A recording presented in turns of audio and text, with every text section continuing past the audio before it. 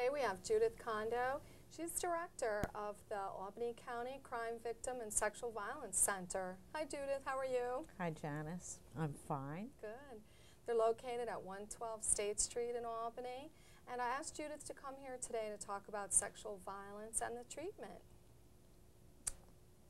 Good. One thing I was talking to a friend of mine about earlier was the change in the names. It used to be the Rape Crisis Center, Right. but now you've got Crime Victim and Sexual Violence Center. What's Right. happening with that, the change in terminology? Well, there are a lot of reasons for it. Rape Crisis Center is sort of a generic term that goes back to the early women's movement, and Rape Crisis Center started in New York State about 1972. Now, we happen to be one that was championed by Albany County. It was a local grassroots organization, and Albany County took it over in 1975 and made it a department of local government. So we have been the Rape Crisis Center since 1975, but about 2 years ago we started acknowledging that over time we had become a comprehensive crime victim treatment service. We were providing mental health treatment, and particularly men and children to some degree had some reticence to walk in the door to some place that was called Rape Crisis Center. Oh. They sort of identified, or the popular identification is that rape is a women's issue, so why in the world would I go to this women's place if I were a man? So we tried to fix that by talking about a sexual violence center, and then also, more importantly, the big umbrella is that it's a crime victim's place. I know across the state, different rape crisis centers have different names. I think sometimes if you're looking for it in the phone book or through other services, it could be called Crime Victim Services. You can go to different hospitals and ask them where they have that type of service, even though it might be under a different title. What are some other examples? Can you think of any of different names? I've seen centers, because it's crime driven, and we can probably talk about that a little more. Crime Victims Board for New York State is a major funder, as well as the New York State Department of Health. So lots of crime victims agencies, they'll show up in district attorney's offices as victim assistance programs. They may have a small sexual assault provider. Downstate, the hospitals are the ones that really have a lot of the rape crisis programs. They've been in youth centers. Sometimes you'll find them in related to domestic violence centers, and they might be a subset of that. But they all have pretty consistent services. And most of them, at least 70 of them, are funded by the New York State Department of Health, so you can find them all over the state. You just have to be careful about the names and find a phone number. You might look for emergency sexual assault centers, or you might actually see the rape crisis label under emergencies. I know one place that I saw was called Survivor, Inc. That was great. That was another name that I had seen. Different YMCAs, YWCAs. If you're ever looking for the information, you can always call the New York State Department of Health. They have a Growing Up Healthy 1-800 number, which is 1-800-522-5006, or New York State Coalition Against Sexual Assault. Their website has so much information. I think actually they have a link to all the rape crisis centers for the whole state on that. I think that's true. Yeah, and that's www.nyscasa.org for NYSCASA, and I know that they would be, welcoming your questions and concerns. So, what's a little bit about what your agency does and who it services? Well, we happen to be a county agency, and as I said, we go back to grassroots era of 1975. Upstate, virtually all of the rape crisis centers are funded to make sure that they have several basic services. So ours would be in the list of basic ones, and then you expand accordingly. So there would be a 24-hour hotline service. That service would answer anyone who called in who said that my life is in some way affected by sexual assault, regardless of when it happened. So you have a complete time range there too. Somebody could be calling saying it just happened. Someone could be calling saying, I just remembered that as a child I was sexually abused by an uncle or something, and that was 30 years ago. So volunteers and staff cover that line, and we have predetermined shifts and so forth, but they respond to whatever the need of the caller is. Then the crime itself, New York State is one of the states that does not require that law enforcement become involved. So part of the service is to always acknowledge that sexual assault without your consent is a criminal act. Depending on the time frame, because there are things like statutes of limitations. So for, you can't necessarily prosecute something that happened a long time ago, or you can't deal with the civil matter that happened a long time ago. So you'll find that the criminal part that we're looking for in the service that we offer is to go to a hospital that is capable of collecting forensic evidence. Now, forensic means crime. So it is a very specialized examination. All hospitals that are funded by New York State in any way must provide the service on demand to anyone who walks in the door. The only catch would be they'll ask you when it happened. So part of if the call were to come first from the hotline, what we'd be looking for is a determination. You would need to tell me what happened, and you'd have to use the specific terms, or I'd have to help you with identifying the specific terms. And I'd be looking for things like, was there some kind of sexual intercourse? What part of your body might that have involved? Your mouth, vagina, anus, and that applies to man or woman. So we would then want to go to the hospital if it happened within 96 hours, because that contact is also going to mean a number of things. If it were, because it's a crime, you did not consent to it, we're going to want to collect the physical evidence that would document that this intercourse took place. We're going to worry about your health needs. You could have contracted a sexually transmitted disease. So we're going to want to do something that would help with that. If it were unprotected sex and you were a woman of childbearing age, you might want to do something about the potential of becoming pregnant. So the opportunity for emergency contraceptive would be made available. Everyone's concern is also about the possibility of HIV, that you could have possibly contracted that. So the opportunity to take the medications that are prophylaxis, to try to avoid, although it's not, you're not necessarily able to avoid it. If you treat quickly within the first 36 hours, you have a good chance of minimizing the amount of infection that could possibly have come to you as a victim. So those are all of the needs, along with that forensic need. Wow, you guys, so you have the hotline, and you have volunteers and your regular staff people man the hotline. You also offer group. You have group support group for people, individual counseling. Yes. And you're available for men, women, and children, and families too, right? That's Significant correct. others that That's right. may be affected because of the loved one having been a victim of sexual assault or another crime. What are some of the other crimes that you might see that's affected people? I mean, it's other than sexual assault also, right? I mean...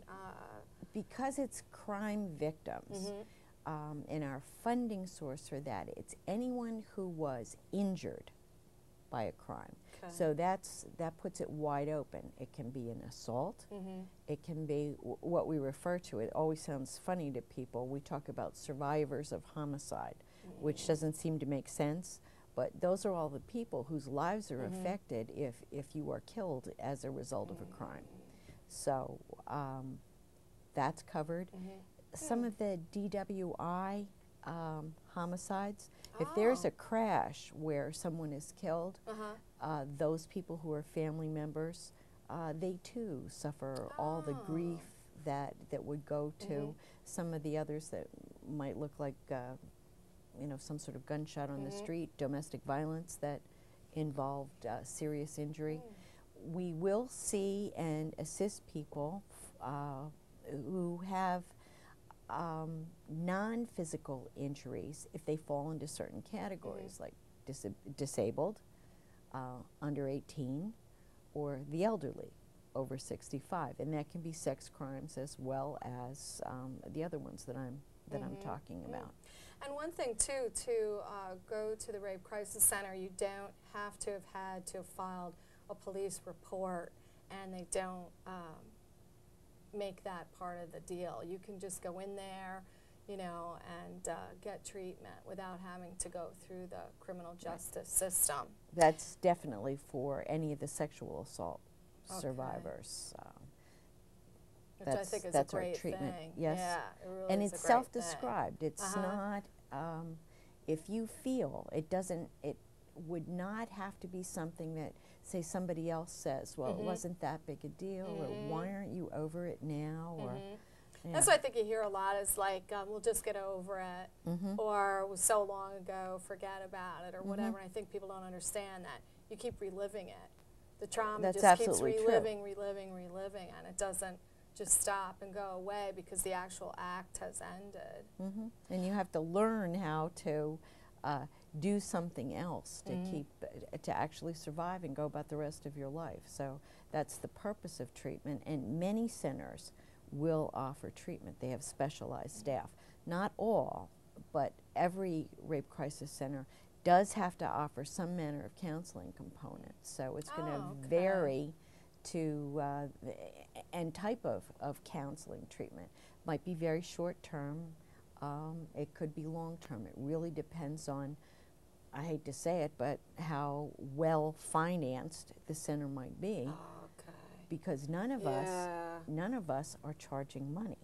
So that's the important part. We have to be funded. We have to pay staff.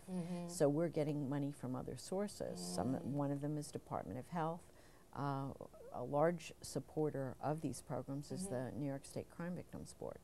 That's right. The other thing to keep in mind, it's a totally free service, and also that it's completely confidential also. Yes. Be a client there, be treated there. The one question I kept wondering about that I hadn't asked you before is, what about if the person's an offender? Can they go there for treatment? If not, what if they're an offender victim?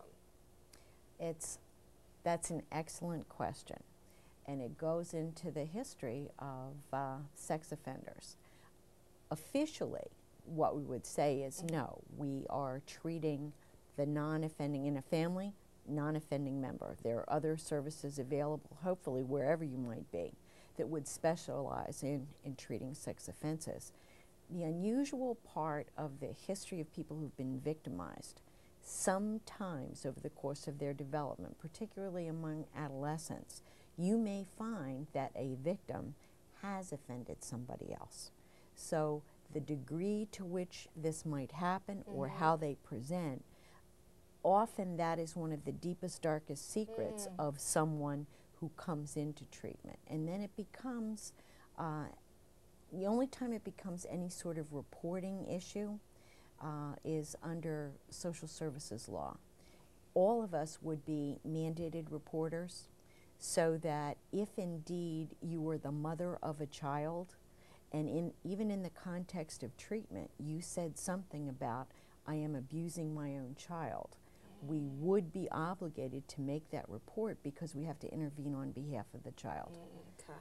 Other things that are said, unless someone, again, were in, again, depending on the credentials of the person doing the treating, if you happen to be, say, a psychologist or have that standing, even in MSW, what you might find, if you were to say to me that you were going to do particular harm to an individual and I knew about it, I have some degree of liability to warn that person based on how imminent or how dangerous I think what your threat is. So that's part of my obligation, and those are some of the breaches to confidentiality. Although we don't do it, one of the things that's pretty standard in sex offender treatment, you work out a contract in advance with a sex offender that says, because we don't believe you can control your behavior and so forth, there have to be a network of other people that you are agreeing in advance that I will violate your confidentiality if I find out that you're doing anything else. And the other people, if you were on probation, if you were on parole, you know, anything like that where there's been a criminal sanction, then I need to be able to say to you, you have to stop, I have to tell someone, because apparently you can't control yourself. Okay. Why does rape present such a unique set of problems in terms of the criminal justice world? Well, as I was talking about the services, I think that's the part that people may or may not be familiar with, the idea of something traumatic happens to you, and someone else suggests that you go to the hospital. You usually look at yourself and think, well, I don't see an injury, or I do see an injury, or people who go to the hospital are usually very sick or they're seriously injured. Most rape victims don't present that way. It's a psychological trauma. We almost, in the kind of remedy that we're providing, are making it worse, because we're asking you in a state of psychological trauma to take on some of these other institutions that you might not be all that crazy about in the first place. So you're going to have to go to the hospital. So you've got all these other people around. We're going to ask you to go through an invasive examination. Well, it's not just an ordinary physical. You are being subjected to a physically invasive examination that is being done not just for your health, it's a forensic examination. Your body is being treated as if it's a crime scene. So if people watch things like, you know, CSI or any of the criminal investigation shows, those are the kinds of things that, if you can equate that to the human body, that's what's going on.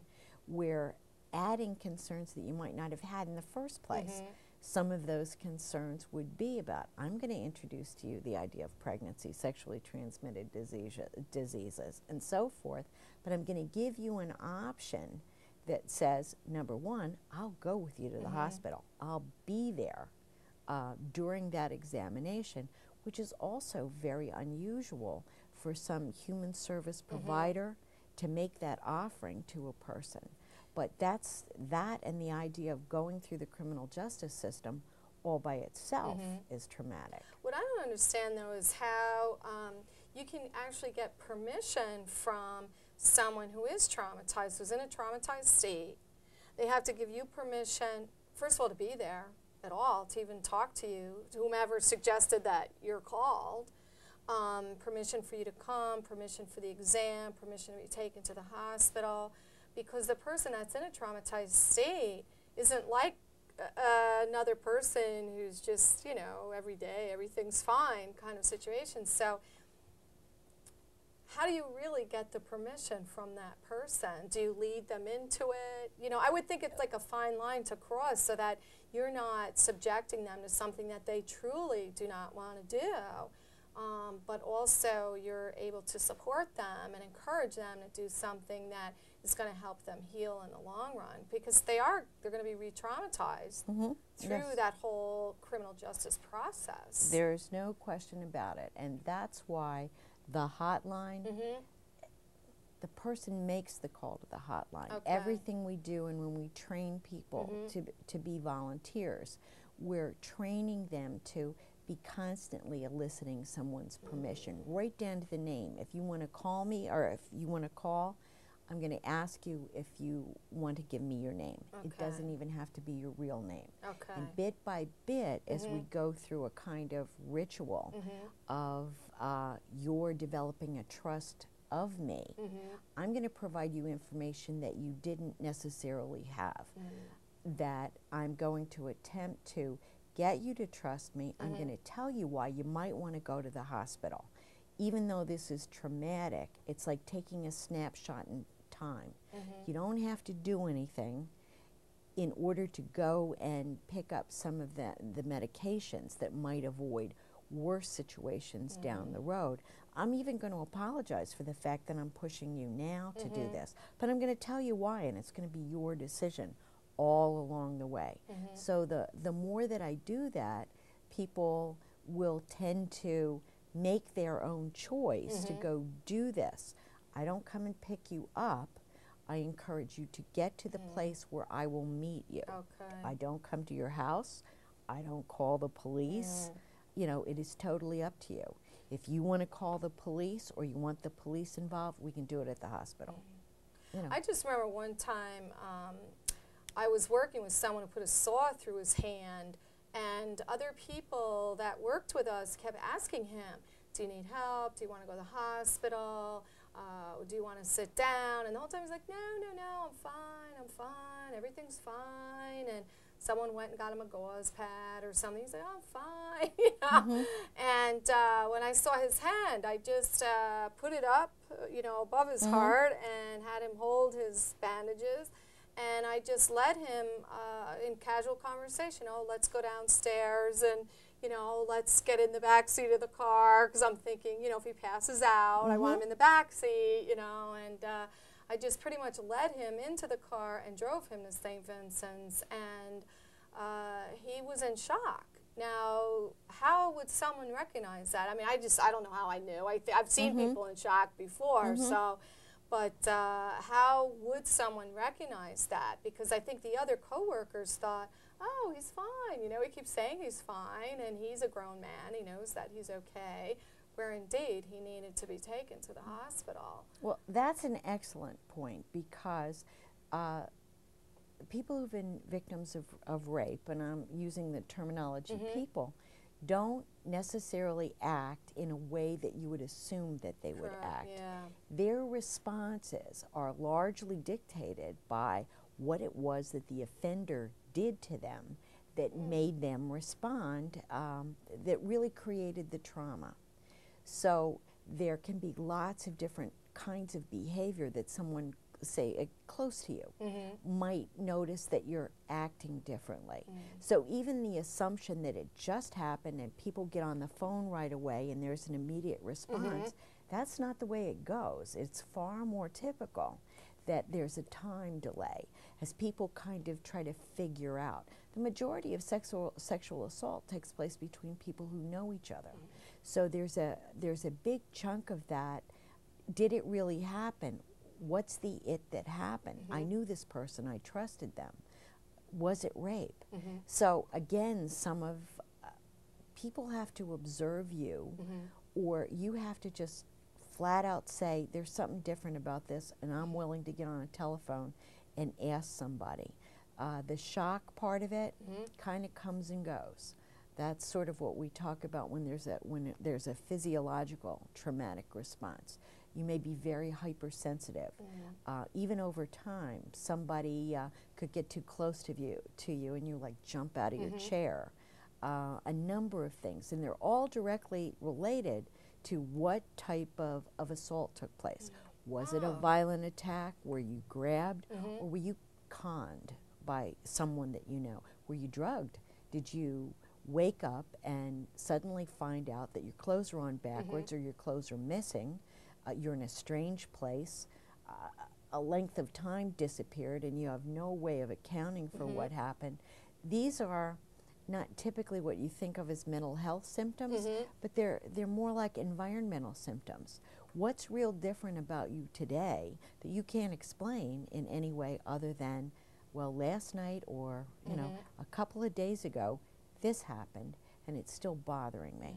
And what I would recommend to people, because some of these consequences can be very long term. I said people who call, they were assaulted years ago. We get calls from people saying, these things are happening to me. I'm having nightmares. I can't walk down closed corridors without freaking out. I have no idea what this is about. Could something have happened to me? And the response is, why don't you come on in and we'll talk about it. I think sometimes it's really hard too when the person who's sexually assaulted was a child at the time, because they haven't even developed yet, to know that there's something different about their behavior. And sometimes the family isn't observant or they can't understand what's going on. So they can't lead the child or other person, even if they're an adult, into getting treatment. What are some of the signs you can look for? You said, you named a few. There's also like wood numbing or... in a young child or in an adult? How about either one? Well, numbing is one that you talked about. Triggers, things that different, like I said, like a dark corridor or something like that sets them off. Maybe a long-term difficulty with relationships, a consistent history of, you know, it just doesn't work out. Difficulties in trusting people, nightmares, even a variety of, I'll call them self-medicating types of addictions. You feel bad, you drink a lot. You drink too much, you develop alcoholism, other kinds of drugs that you might, to create the numbing kind of effect. Eating disorders. There are a variety of symptoms that could be related, and having any one of the symptoms does not, I would want to caution people, does not absolutely mean then that somewhere in your history you were sexually assaulted. I wouldn't want people to suddenly think, oh my goodness, that's what this means. You have to look at a combination of symptoms together, and that's best done talking to someone who actually knows something about sexual assault, knows something about treatment, and it is something of a specialized field. It does require training and practice, and we're very fortunate at the Crime Victim and Sexual Violence Center to have trained staff, and they are men and women, which is another unusual thing. Since 1975, we've had male volunteers as well as males on staff. That's great. And that's to treat both men and women. And one of the other assumptions is that, oh, well, the men must be just there for treating men. And that's not true at all. There are some women who find that it's beneficial to be able to speak to a man who's understanding, non-judgmental, and we've carried that theory through to volunteers in the emergency room. That's great. But the victim gets to say no at any step along the way. Even during the physical examination, if there's some aspect of this examination that they want no parts of, they can say stop, and that's all right. Okay. Thank you, Judith, for joining us today on Voices Against Sexual Assault. You can reach the Albany County Crime Victim and Sexual Violence Center by calling 518-447-7100. You can look up NSCASA on the website. They have links to rape crisis centers throughout the state. I know in New York City, it's New York City Alliance Coalition Against Sexual Assault. So thank you, Judith. Well, thank you very much, Janice. I've enjoyed being here. Okay, me too. Bye-bye.